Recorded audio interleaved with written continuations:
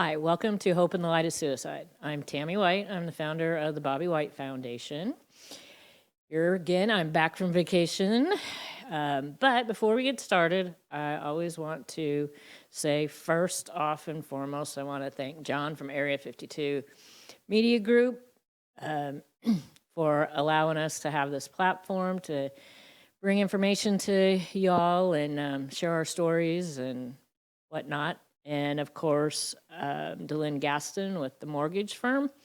Anything mortgages, I tell you what, seriously, if from the very beginners to somebody that maybe wants a second mortgage or something to do home improvements. I remember people calling my house all the time years ago wanting to do that. But she's the gal to call because she can give you the right information and steer you the right way. And like I said, if you're new to home buying, she can hold your hand, help you all the way through the process, help you establish your credit, get you pre-approved, everything. She's the one who I trust.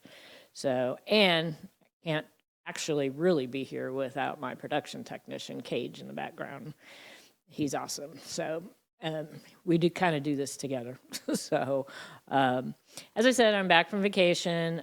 One thing I want to say too before we get started, because this happened right after I returned, is I just want everybody to kind of step back and make sure that you're feeling okay, because the stuff that's going on in Israel and the Ukraine is just absolute craziness. And I know that it affects people differently, some harder than others. I know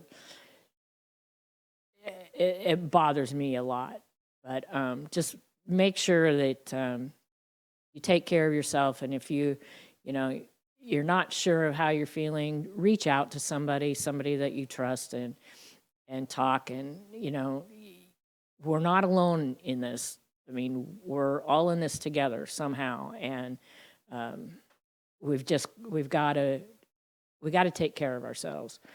And that's part of what I did a week or so ago. I went on a cruise. It was technically a business cruise. Went to Nassau and Coco Cay with Royal Caribbean. I actually, which is really cool, Jackie from JR World Travel set up this business cruise, and it's actually, I think it's the first vacation that I've had since COVID.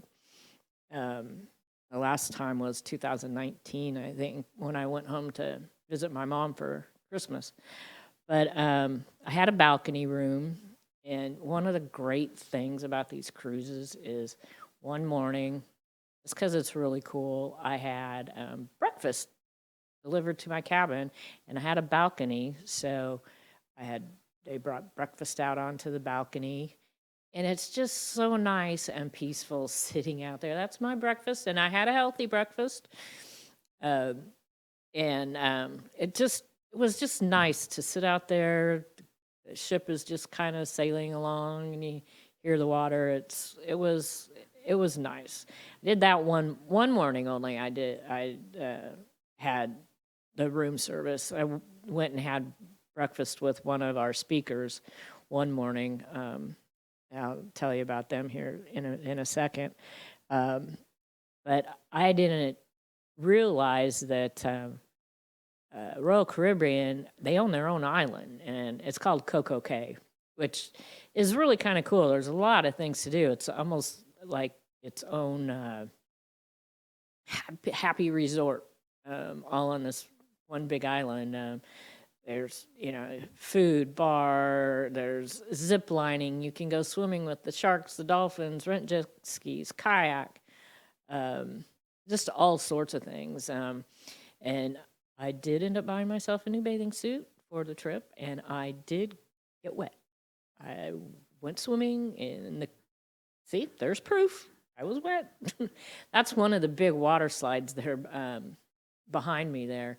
And then I think that's where the zip line starts, that big tall tower, and it comes right across this little cove well, it's not really a little cove, kind of a big cove, that you zip line from one side of the cove to the other cove. So it was really nice and refreshing, and there were a lot of families there. And I tell you one thing that I really noticed is there were a lot of kids on the ship and a lot of kids at Coco Cay, but I tell you what, I've never seen so many kids that were so well behaved. The entire trip, I didn't see one act up, at least in public. So that was good. But it was fun just sitting out there, having a drink, watching everybody. I like people watching anyways. So I think there's a picture of the cove with a ship in the background or something. Yeah, that's just so pretty. I was sitting on a rock, having a drink, just relaxing, watching that. That's one of the ships. There were two Royal Caribbean ships. I think the first one that's the one I was on, the one closest to the screen. And the one behind it is even a bigger ship. But it was a beautiful, beautiful, beautiful day. I spent the day out there just kind of chilling, something that I haven't really done in a really, really long time. But it was fun. It was a good trip. But like I said, it too was a business trip. I did some foundation work, had a phone call. Luckily went through. I'm glad I brought both my phones because the foundation phone I couldn't get to work. And so the gallery phone did. And I had an appointment set up to talk with a gentleman from a program that we're hopefully going to be bringing to you and partnering with here shortly. And we were able to get through and talk to each other. And he's actually going to be a guest on our show in 2 weeks. The campaign is Take 5 to Save Lives. So we'll bring more information to you about that. There's some tweaking that is going on right now, and some people that are involved that are out of the country, and then he was out of the country, and then I was out of the country. But everything's kind of coming together just a little bit slower than what I anticipated. But our last day coming back, we were at sea all day. That was the day after Coco Cay. And so I was in seminars all day. Like I said, Jackie from JR World Travel set this up. And we had 3 speakers, and they were really, really good. Actually, 2 of the speakers sat at my dining table. And then we had 2 other women at our table that spent part of the year down here in Florida and then part of the year, I can't remember, Michigan, Illinois, somewhere up north. They were super, super nice. We had a really great dining table every night, and food was awesome. But one of the speakers, what is her? My phone did it. I was trying to keep it from going off. Her name is Patty Johnston, and she actually was traveling by herself too. I had a cabin by myself, and she had a cabin to herself. And come to find out, we were right next door to each other. Of course, we were like 2 days into the cruise before we figured it out. But she was really nice, and she was at our table. And then Paul Connolly was also with his wife, and him and his wife are expecting their first baby in February. Super, super sweet couple.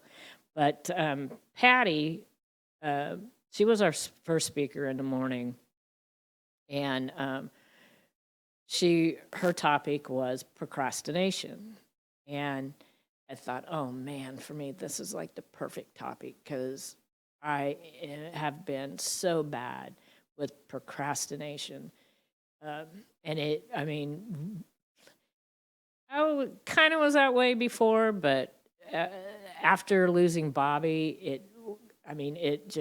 it magnified itself tremendously. And I still have issues with it, and I fight myself over it.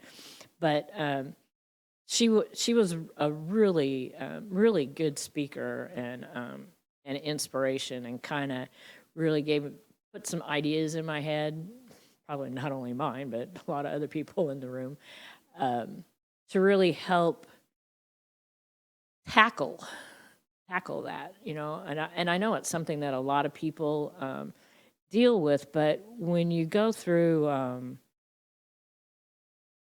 a tragic loss, trauma, and you end up with, you really do end up with like a brain fog, and it's really hard to concentrate. I have found that in not only in my personal life, but really bad professionally, because I find it's hard for me to concentrate. And I've been working on it getting better, and it's getting a little bit better. I have days, I can maybe go a day or two, and then it falls back. It's kind of like that 2 steps forward, 3 steps back, or, whatever, 1 step forward, 2 steps back. But I have been trying to consciously work on it. Not all the time, because my brain will get too tired.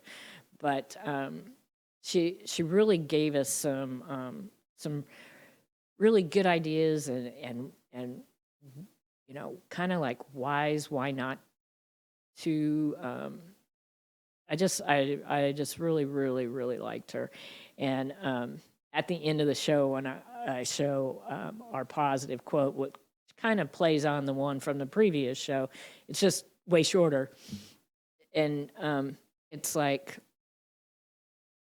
if you're afraid, procrastination a lot of times comes from being afraid of doing something, be afraid of it not being right, being afraid of it not being perfect.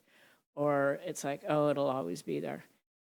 But one of her things, and I'm going to say it now, but I'll tie it into the end of the show, is even if. Just think about that. Even if. Even if something isn't perfect, you can still do it, because even if it's not, it could still turn out great. And more than likely it will. We just get stuck in our heads too much. I know I do. So she was really, really good.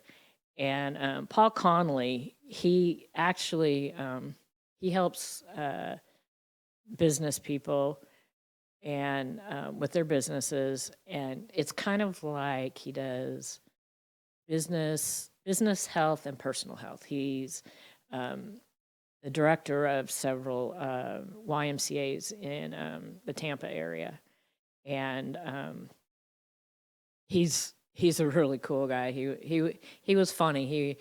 He made something that could be like really serious. He did make it funny, and he suggested a book. I knew I should have wrote it down, because I did write it down, but not for the show. I guess I'm going to have to wait till next week to tell you what it is. But it's something to do with the magic of mornings or something. I think the book has been released, but they're doing an update and a re-release, which will be in December. So we got a little bit of time. So I'll make sure next week that I have that, because I want to try and to just bring more positive things that we can try and do. It's hard enough, living the life that we're living sometimes with a super heavy heart. I know it is for me. And when you can just take little bits and pieces of some things to try and integrate it into your life, maybe as time goes, it gets a teeny bit easier. It's not going to go away, but it can get easier and it can get better. And when you do something like that, like this morning, I was really mad because my cats, I was hoping that the week that I was gone, and my cat sitter, I know, was not feeding my cats at 6 o'clock in the morning like they asked me to do. I was hoping that by the time I got back at 5 days, 6 days, that she had him retrained to like 8:30. I know, wishful thinking. First morning, I was home, 6 o'clock in the morning. All of them, they wanted to eat. So they've done it every morning, and this morning they did it, and I was like, I just did not want to get up that early. And it actually was a little bit before 6. So I got up and fed them because if I don't, they'll just make me miserable. And I went back and laid down, and I've been doing this for a little while.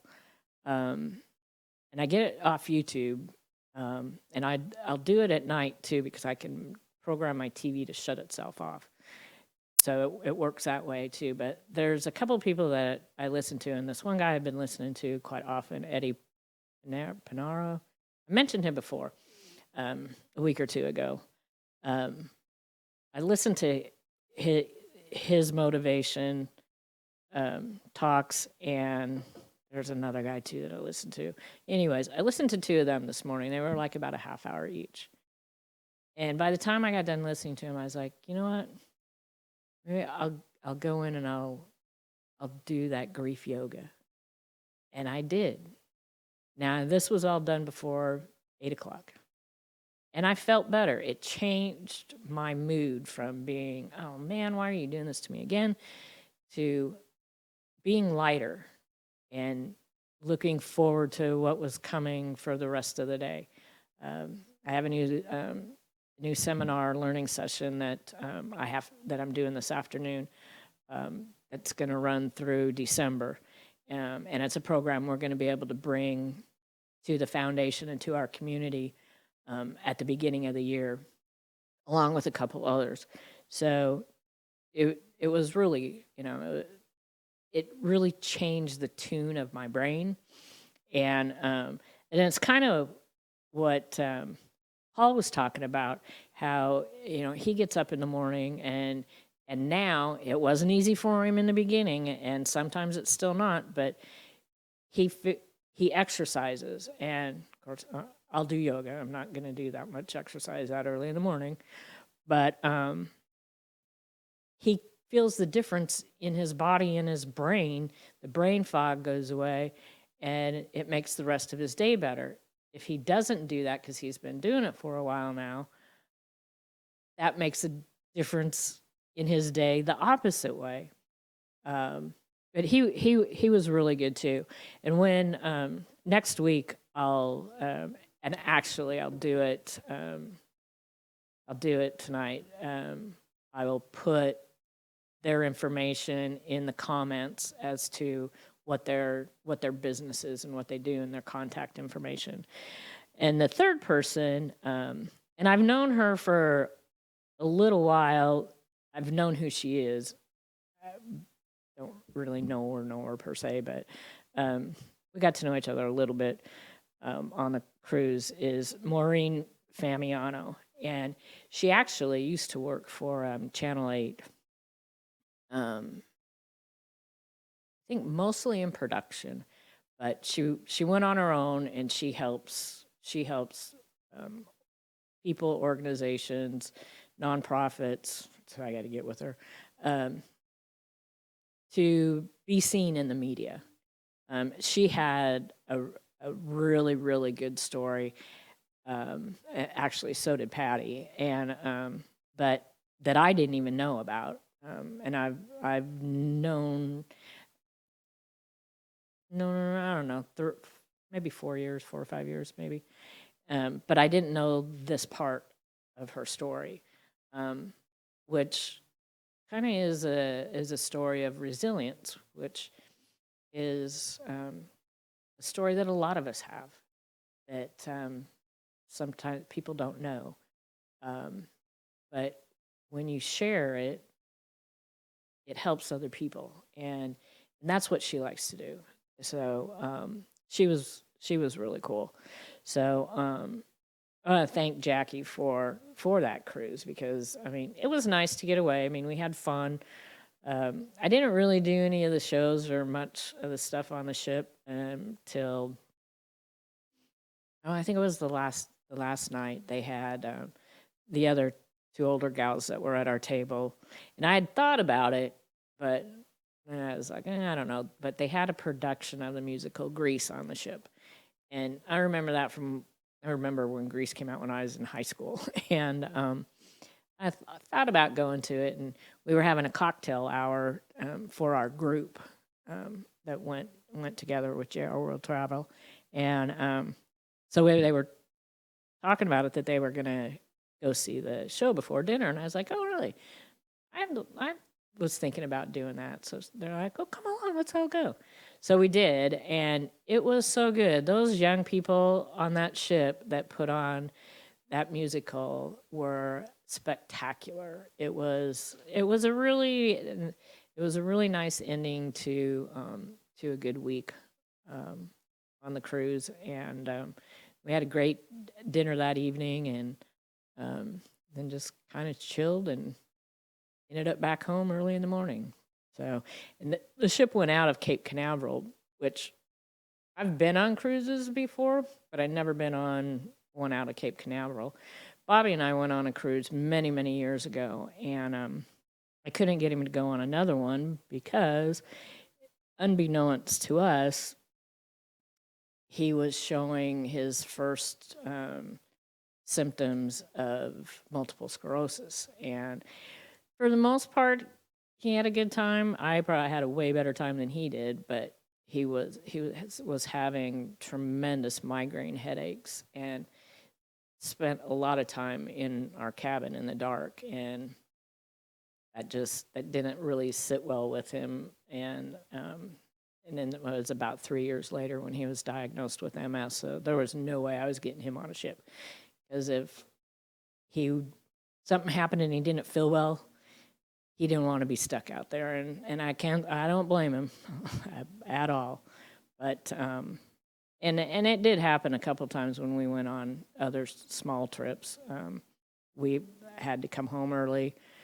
The only time that it would happen when we were on trips, which pretty much most of our trips were out to Washington to see my family, and he would have an exacerbation, but he was comfortable enough at my parents' house that if he didn't feel good, and usually by the time we left, I mean, it would last a few days, but he would usually be better by the time we were on our way home. So cruising wasn't his kind of thing after that, but it was fun. I love going on the ships. Just sitting on the balcony going by. I was supposed to read a lot more, but I didn't read as much as I was supposed to, which, oh well. And one of the books, which I'll talk about in a second, I did take with me, and I did read a little bit, but anyways, so that's caught up on what I was doing. So now we're back to the real world, and we've got a lot of things coming up in the next couple months. Actually, did I put it on there? I didn't put it on my thing. I think I have a flyer there for the Nope Visual page. That one. That's the first thing that's coming up. That comes up before the walk. October 26th, that's going to be at Pasco Hernando State College. They've let us hold this event there for the last several years. So that's a really important event. We'll be there. Also, we've been at the last several ones. So that's October 26th from 5 to 8. But from, I think, 3:30 to 5, 3:30 to 4:30, there'll be sponsor and vendor tables out there. So we'll be out there prior to the vigil itself, along with usually Pasco County Sheriff's there. There's a lot of support from the community for that event.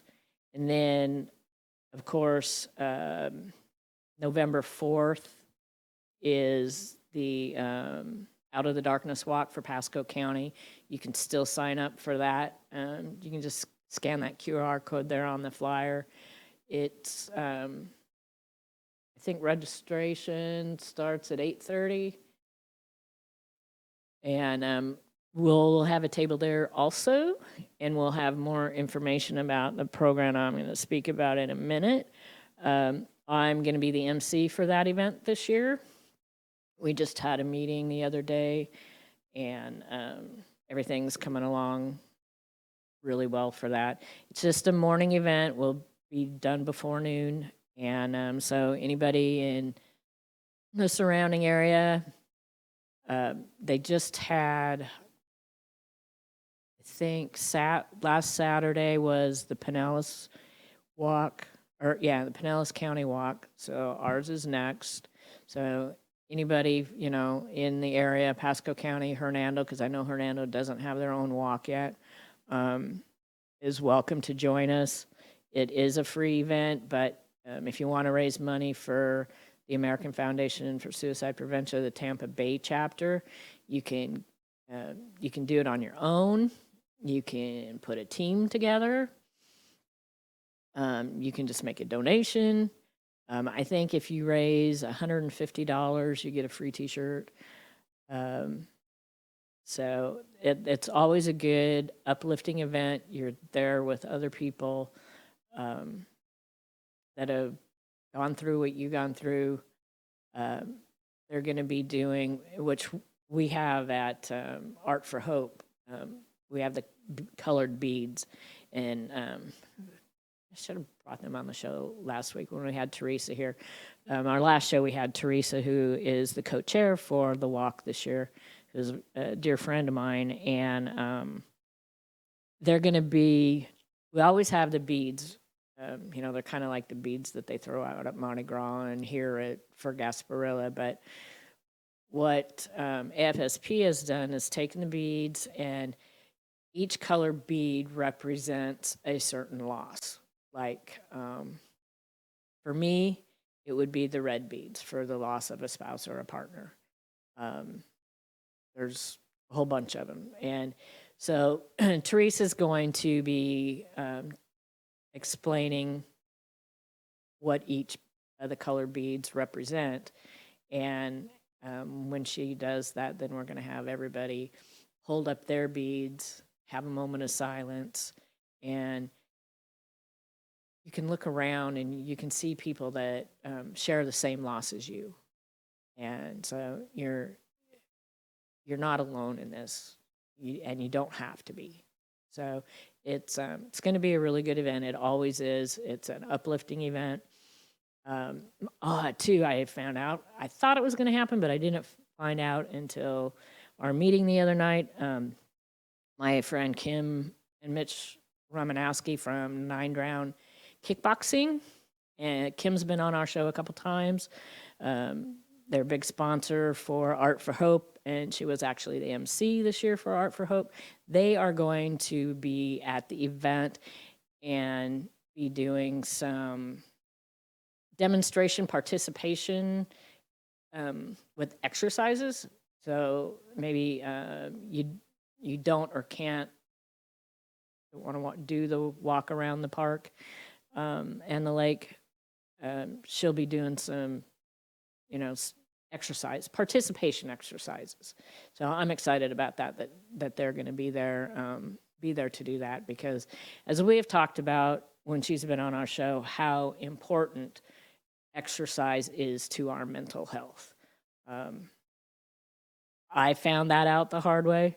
Fortunately, I had Kim and Mitch, by my side to help me out with that. I'm not really very good at it. I haven't even been to the gym in the last month and a half, but I do need to get back. But my excuse is I have an acre and a half of land to take care of, so that should be enough exercise. But it is really good to go to their gym, which is a kickboxing gym, and you do the circuit in a half an hour and you're done.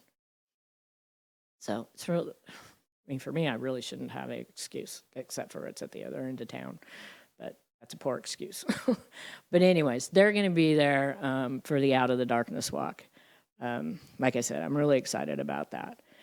And AFSP is also having, which you can sign up on their website. I think we have the link to that. I'm not sure the link to that website, Cage, where they have the events for Tampa Bay. These are, for the most part, for AFSP is via Zoom meetings or seminars. November 8th is More Than Sad, which is for parents. November 28th, Into Supporting Those at Risk. And both of these start at 6:30 on those days. And I have the date on my thing wrong here. Lost Survivors Day is actually November 18th. And we'll have more information about that. I have a meeting this week for the committee for that event, so I'll have a lot more information for the next show for Lost Survivors Day, which will be held here in Pasco County. So yeah, if just go to the website there, afsp.org/Tampa Bay, go to the programs, and you can click on them, and you can either sign up for the ones that are available. Some of the ones that they have are going to be repeated right after the first of the year. If you can't make those, I've had to miss a couple that I signed up for, but I'll do it at the beginning of the year. And then don't forget, and I think it's this coming week, look at my calendar here real quick. NAMI Pinellas County has their Surviving Suicide Loss Support Group. I know, wrong pin. It is the third Wednesday, which, yes, will be on the October 18th. You need to go to their website and register online. And it's in Dunedin from 6:30 to 8 p.m.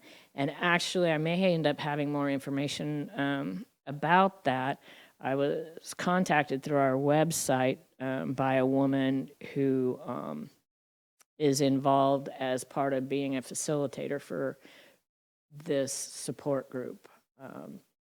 And so I'm waiting to hear back from her so we can get together and have coffee and talk. So that's cool.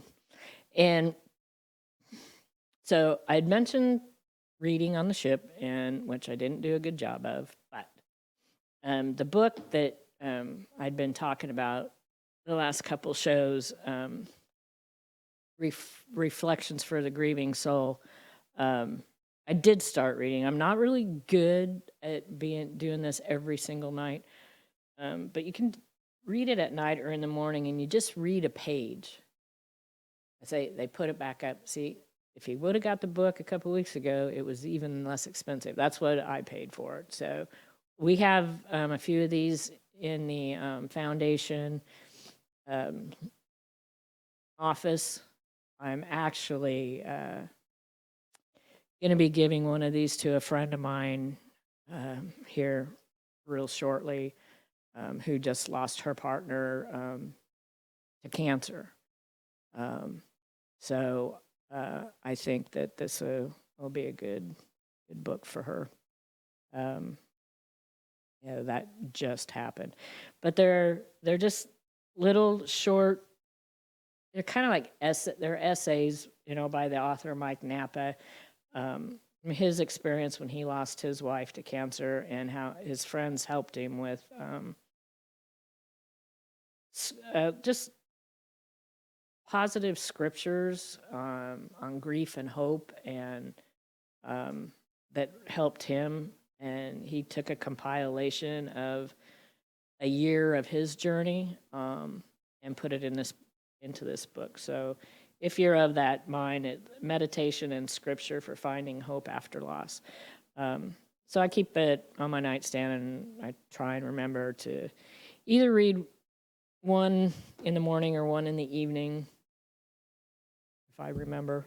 Like I said, I'm really not good about that yet, but it's getting better.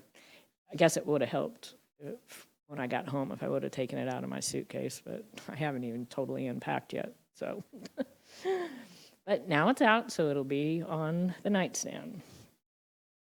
So now this is really kind of odd, but it kind of goes with the brain fog stuff. We've partnered with Alliance for Healthy Communities and the SAFE program here in Pasco County, and the gal who facilitates it, we were talking about a couple things, and she had mentioned this campaign that she thought would be good for us to be a part of, and I was like, yeah, I don't know. For some reason, this kind of sounds familiar, but I'd already started researching this other campaign, which they're similar, but they're different. So each one will resonate with somebody or everybody in a different way. So that's why we're gonna do both of them, because they are different. But I was like, there's just something about this. And so I was doing something else, and we have this, we've published this little flyer, I don't know, a couple times, go which way it goes that way, how to talk about suicide. And I was looking at it, and I noticed that because we printed this, our second printing, I don't know, it was over a year ago because it was before they came out with the 988 number. I noticed that, we're going to have to add a sticker that has the new Lifeline number on there. And right above the original Lifeline number is the campaign that we were talking about. So we already had it on here. And so the campaign is called Be the One To. And we're going to be partnering with them also in a different way than the other program. But I was hoping I'd have another email back today from them, because we're going to have hopefully somebody from that organization on our show also. But it's 5 steps to help someone that is suicidal. But it's also steps to help lost survivors also. I mean, it's this big campaign. And so there's always a big push during September because, September is National Suicide Prevention Month, National Suicide Prevention Week, National Suicide Prevention Day. So everything's concentrated in September, like they do with the other causes for their months. But for us, and for people like us, it's not a 1 day or a 1 week or a 1 month of the year kind of thing. It's an everyday kind of thing. And so with the holidays coming up, and I talked to some of our volunteers for the foundation and for Art for Hope, and they thought it was a good idea. For the holidays coming up, that we're going to start really promoting these 2 campaigns that people can learn and participate in, because, the stigma is still so bad. People don't know how to talk about it. People don't know how to approach people. And we want to give people an easier and a safe, not complex, long, drawn-out way to learn and to be comfortable, to either help yourself, help someone else, just be there.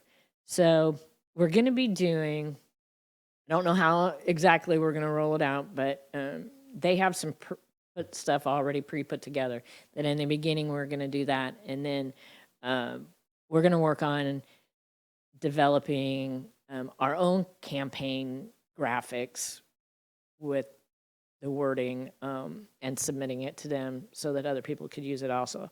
But to start out with, these are the 5 steps. Be the one to ask. Ask the tough question. When somebody you know is in emotional pain, ask them directly, are you thinking about killing yourself? If you're not going to make somebody take their life just by asking. If by asking, if anything, they're going to understand that somebody cares. Somebody understands. We had on the show, oh gosh, it's probably been a couple of years now. And his name is escaping me. The gentleman who jumped off the Golden Gate Bridge and lived to tell about it. And one of the things that he said that when he was going up the bridge is that if one person would have just stopped and asked him, are you okay? How are you doing? He wouldn't have jumped. But instead, a woman stopped him and asked him to take their picture and thanked him and went on their way. And he jumped. Fortunately, he survived. One of very few people that has survived jumping off the Golden Gate Bridge. So just ask. Don't be afraid. I always, when I talk to in front of people, to organizations, I always say to them, you know, if you ask and the person gets offended or is mad and says, you know, well, yeah, well, you know, seriously, wouldn't you rather have them upset with you and them be alive than to not ask and go to their funeral? So it's what do they call it? It's a misnomer, a fallacy, that you're going to, by asking, you're going to put the idea into somebody's head. Because if they are, it's already in their head. But you're going to show that you care. Somebody cares. To ask. Something that simple. The second one is be the one to be there. If your friend is thinking about suicide, listen to their reasons for feeling hopeless and in pain. Listen with compassion and empathy and without dismissing or judging. Just listen. Just listen. It's simple. Don't judge. Care. The third one is be there to keep them safe. You don't want to leave somebody. You want to be there to keep them safe. Is your friend thinking about suicide? Ask if they've thought about how they would do it and separate them from anything they could use to hurt themselves. If there's pills available, guns are the number one means, especially for men. Take the guns out of the house. A lot of communities will have some sort of safe gun program where they can either be held at a police or sheriff's office until the threat passes, or at a friend's house in a gun safe until the time passes, because that time will pass. But you have to make sure that the means is taken away as much as possible. The fourth one is be there to help them connect. Help find resources. And that's where we can come in. 911 can still come in with that. There's resources out there. Sometimes they're hard to find and they're hard to connect to, but the more you go through this and learn, and that's really what I'm emphasizing is everybody taking the time to learn. The more we make this, the words are not going to sound right at all. Normal. We don't want suicide to be normal. We want the caring, the prevention, the learning to be normal, to not be stigmatized. That's where we're going to stop it. Hopefully. But there are resources, and even since, you know, when we lost Bobby in 2016, there really weren't any resources. That's changed a lot. There all over the country, there's a lot of work that needs to be done, but it has changed. There are more resources, but like I said, sometimes they're hard to find. Sometimes they're hard to access. Sometimes they cost too much money. But we can find resources. Just something that they can talk to. I know the VA is really stepping up and getting more resources to their veterans. But even still, sometimes that can be difficult. It can be difficult because also maybe the person doesn't want to reach out for help. That's part of the stigma. You know, there's nothing wrong with finding help. Nothing at all. And I know how hard that is because I even dealt with it myself. For the first few years, I had people, Tammy, are you talking to somebody? Are you're getting help? And I was like, nope, not for me. Not for me. I went through a bad experience when I lost my first husband when I was really young. And I was like, nope, been there, done that. It was the worst experience of my life. I don't think it's for me. Until about 3 years after Bobby died, went into a depression. I never had been depressed, ever. I've gone through some bad crap, but I never was depressed. I never went through a depression until the third year was the hardest for me after losing Bobby to suicide. And fortunately, I was probably about 5 months into it, and I realized what was happening. And I was like, oh boy, you need to really get a hold of yourself here. And a couple people in my circle, they could see it. And then there were some people that saw it and didn't say anything. And after I found out, I was like, man, I've known you for how long, and you saw this happening to me and you didn't say anything?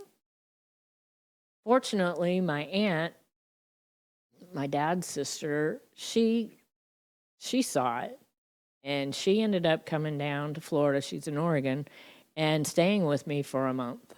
And she wanted me to go to a doctor, and I was like, number one, I was never a doctor kind of person, let alone that kind of doctor kind of person after what I went through. And I said, no, I can do it. Part of what led to that too was I wasn't eating properly. And when Bobby was diagnosed with MS, we really tried to eat healthy. I mean, we weren't fanatics about it, but we ate as little processed foods as possible, didn't go out to dinner a lot. We loved cooking at home. He finally, years ago, that was going to be his hobby, was cooking.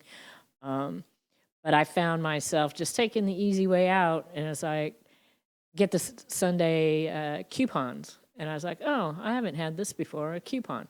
For what? Processed food. And that really had an effect on my mental health. And so I went back to eating the way that we used to eat. My aunt gave me an ultimatum. She gave me 3 months to get my act together. Otherwise, I'd have to go the other route. And I did. I did it. It was hard. I still struggle with it.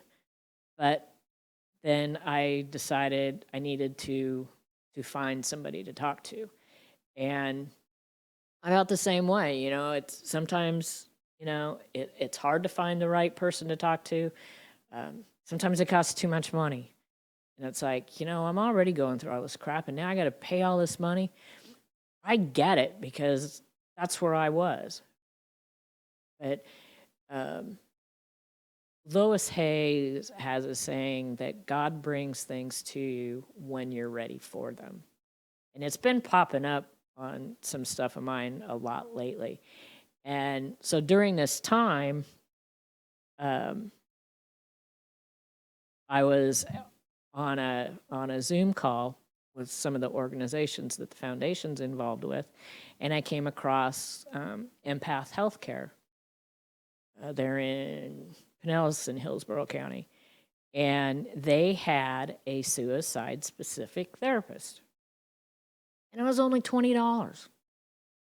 We keep their flyers at the foundation office, but it's $20 whether it's one person or a family. So I went to see her, and fortunately, it was a good fit. This helped to get people to connect to any kind of support system, whether it's the 988 Lifeline, family, friends, clergy. I'm going to be meeting with one of the ministers at one of our local churches. I had to promise a friend that I'd go to church on Sunday in order to meet the pastor. So I'm going to. But if you go talk to somebody and it doesn't feel right, find somebody else. There is somebody out there for you to talk to. And then the last one is be the one to follow up. Check in with the person you care about on a regular basis. Making contact with a friend in the days and weeks after a crisis can make a difference in keeping them alive. So follow up. Don't just leave them to their own devices. People need to know you care. And if you started at the beginning with this, and then you care, and you can work through all these steps, and you can save a life. It's that simple, but it's still that hard. So throughout the next few weeks, we're going to be delving into this be the one to a lot more. And this program is sponsored by SAMHSA, which is the Substance Abuse and Mental Health Services Administration, the 988 Lifelines, and Vibrant Emotional Health. So check out their website, BeTheOne2.com. And you can even start your own campaign. But we're going to be doing this, with the Bobby White Foundation. And like I said, it's the same with lost survivors. Lost survivors are at a 400 times greater risk than the average person. So it's kind of the same thing. Lost survivors, for us, reach out for help. Find a support group. We're going to be bringing one, hopefully, to Pasco County next year.